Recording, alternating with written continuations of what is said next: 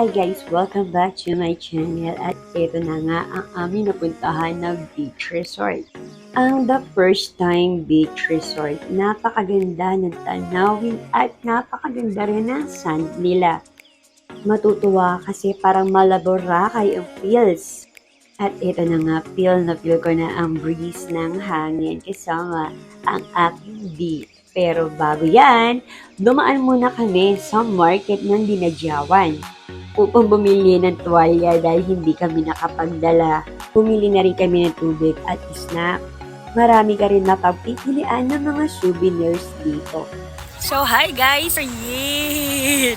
So, napakaganda naman dito sa nakuha namin resort. So, ito yung The First Time. Yeah. Pag first time mo pumunta dito ka na pumunta kasi front beach siya.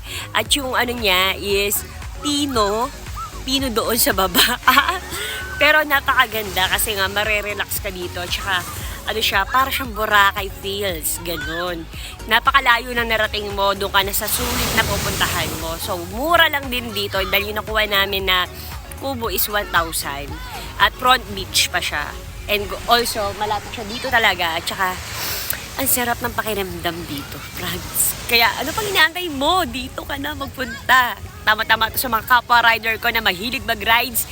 Search nyo na po ang The First Time. Ganon! Di, saya ka. Malma ka. At kung magutom ka sa gabi, marami ka mapapipilian na pagkain dito. Bumili na rin kami ng puset at barbecue.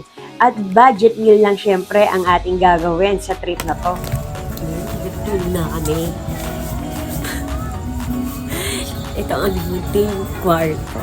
So, kubo lang siya pero comfortable naman. Masakit kasi sa likod matulog sa tent. Pero kung ikaw trip mo matulog sa tent, pwede naman. Kung gusto nyo magdala ng tent, meron dito tent pitching for 300 pesos and 200 ang entrance. So, kung couple lang kayo, pwede kayong maggamit ng kubo, 1,000 pesos overnight. So, lang muna. Tomorrow naman. Good night! At maaga na nga kami nagising para sa susunod na travel namin dahil pupunta kami sa may puno ng Balete.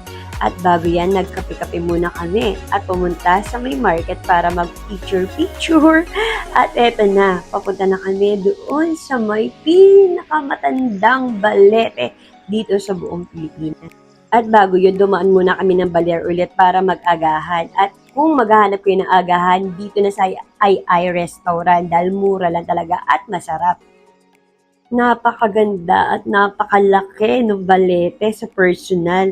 Pag nakita nyo siya, nako, matutuwa ka ng bongga. At meron din sila ditong ino-offer na balete suman. Gawa ng mga lokal yan. At pinatikim nila ako, talaga namang masarap. Ito talaga mag-i-enjoy ang mga nature lover dahil sa daanan makikita mo ang napakagandang gawa ng kalikasan. Mga kabundukan, ang halaman, ang simoy ng hangin ay patok na patok sa mga nature lover.